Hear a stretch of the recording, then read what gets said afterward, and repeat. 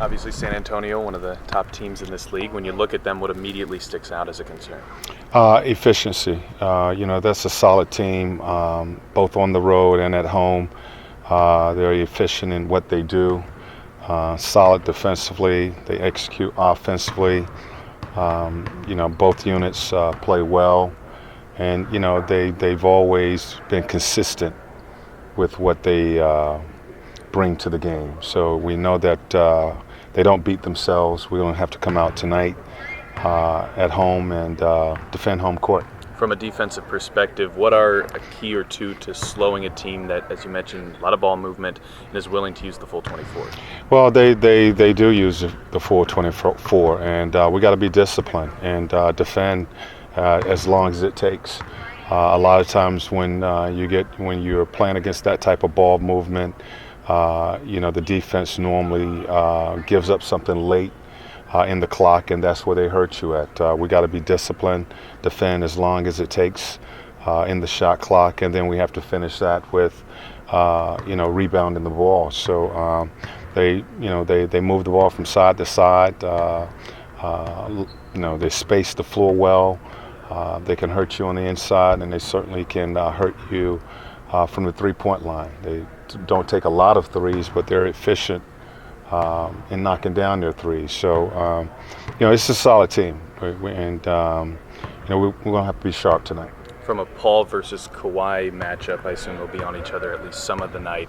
What do you see as being a key to making sure Paul gets going and defends a player that kind of mirrors him maybe a little bit?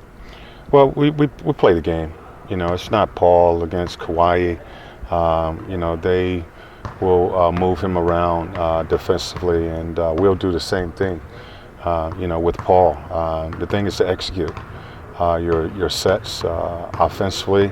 You have to screen this team.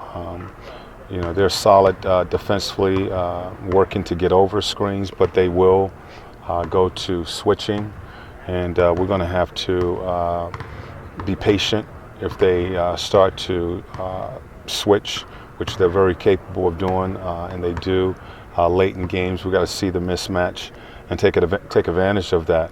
As far as guarding Leonard, he's going to be all over the place. He'll be in the post. He'll be involved in pick and rolls. It's no different than what we've seen in previous games where Paul has had to defend certain players. There'll be a couple other guys that may see some minutes there, but as a team, we have to be sharp on both sides of the ball. In the analytics age, why do you think both you and San Antonio have had success staying with a lot of the mid-range jump shot, not necessarily flocking to the three-point line? It seems like there's a little bit of a similarity in that instance in both of you guys. Well, you got to take the shot that the defense gives you, and you take the shot that your players are productive in taking. So we have guys that their best shot is the mid-range jump shot, and we have some guys that they shoot the three ball well. So what you want to do is put that ball in the hole when you're out on the floor, and I think San Antonio is certainly that way. They take advantage of what the defense gives. If you take away the paint or the mid-range shot, then they burn you from the three-point line, and they have great spacing. It all starts with space in the floor, getting the ball moved, and recognizing where your advantages are. I know LaMarcus Aldridge is a player that Myles has sort of studied the last year or two. What similarities do you see between Myles and where LaMarcus maybe was at early in his career? They both were shooters. They both were much more comfortable on the perimeter. LaMarcus, when I had him in Portland, I kind of had to force him to go into the paint and develop a post-up game, mainly because Greg Oden was injured. But he was much more comfortable facing up and shooting the jump shot plan on the perimeter, as Myles is right now. I think they both work very similar in the sense that they put a lot of time into working on their game. And, Myles has a ton of potential, as LaMarcus did when he came into the league. Do you find yourself trying to take a similar coaching path that you did with Aldridge in Myles and bringing him along and developing that post game?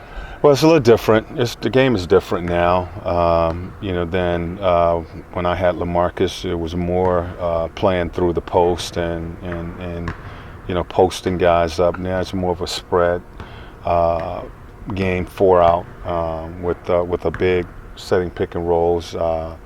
So we've allowed Myles to really continue to work on developing, really the perimeter game with the mindset that he's going to need to work in the post and get better at that game.